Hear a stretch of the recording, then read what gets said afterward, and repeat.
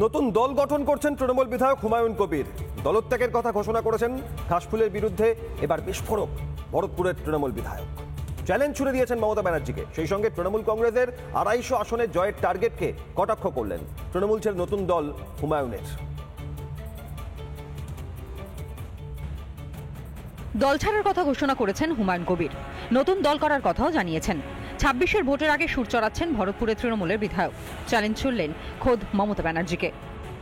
আমি নিজে রেজিনগর থেকে ভোটে লড়ব এবং এই রবিউল আলমকে তৃণমূলের প্রার্থীতে ভোটে দাঁড় করাই যেন মমতা ব্যানার্জি একে 30,000-এর বেশি ভোটে হারাবো, এটুকু আমার চ্যালেঞ্জ থাকে। 2021 সালে কংগ্রেসের টিকিটে এই রেজিনগর থেকে বিধায়ক হন হুমায়ুন কবির। তারপর দল বদল করে তৃণমূলে যোগ দেন। সেই যাত্রাও সুখের হয়নি। 2016 সালে রেজিনগর থেকে নির্দল প্রার্থী হিসেবে লড়েন। তাতে ধাক্কা খায় তৃণমূল। কংগ্রেস জিতে যায়। মাঝে কয়েক ঘাটের জল খেয়ে 21-এ ভরতপুর থেকে তৃণমূলে বিধায়ক হন হুমায়ুন। বছর খানেকের মধ্যেই ফের দলের সঙ্গে দূরত্ব। নতুন দল গড়ে 26-এ লড়ার কথা জানিয়েছেন তিনি।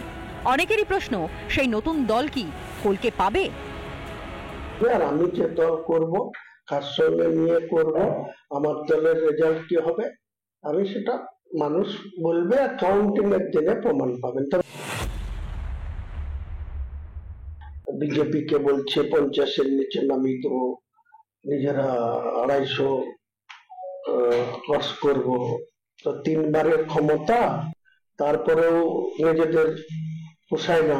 সেই সংখ্যা কোথায় নেমে আসবে, যাদের দল তারা বুঝবে। হুমায়ুন কবিরের রাজনৈতিক জীবন শুরু হয় কংগ্রেসের সঙ্গে। তৃণমূলে যোগ দিয়ে মন্ত্রী হয়েছিলেন। 19-এর লোকসভা ভোটে তিনি বিজেপি প্রার্থীও হন হুমায়ুন। তার রাজনৈতিক যাত্রার পুরোটাই মুর্শিদাবাদকে কেন্দ্র করে। মুর্শিদাবাদ নিয়েই যত আবেগ, তৃণমূলের বিরুদ্ধে অভিমান। হলদিয়ার তাপসী মন্ডলকে এনে ICDS এর চেয়ারম্যান করতে হয়। আলিপুরের স্বপন কালকিনারকে এনে PhD কমিটির পাবলিক অ্যাকাউন্ট কমিটির চেয়ারম্যান করে দিতে হয়। আর মুর্শিদাবাদে 20টা MLA দিয়েছে, তাদের ঘোড়ার ঘাস কেটে বেড়াতে হয়, তাদের কথার কোনো গুরুত্ব থাকে না।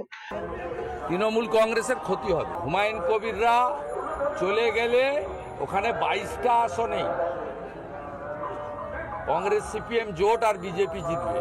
মালদাতে যে অবস্থা হয়েছে, তৃণমূল শেষ হয়ে গেছে। আগামী দিনে মুর্শিদাবাদেও তাই হবে। এই পার্টিটা থাকবে না। নিজের গড়ে শক্ত মাটি, সেখানে হুমায়ুনের রাজনীতি। এতে কি ফের একবার ধাক্কা খাবে তৃণমূল? ঘাসফুলের সংখ্যালঘু ভোটে থাবা বসাবে ঘাসফুল? তৃণমূলের চিন্তা থাকছেই। রিপাবলিক বাংলা। নানা ধরনের কন্টেন্ট দেখার জন্য লাইক করুন, শেয়ার করুন আমাদের ফেসবুক পেজ, সাবস্ক্রাইব করুন আমাদের ইউটিউব চ্যানেল। পাশাপাশি অন্যান্য ব্রেকিং নিউজের জন্য অবশ্যই চোখ রাখুন রিপাবলিক বাংলায়।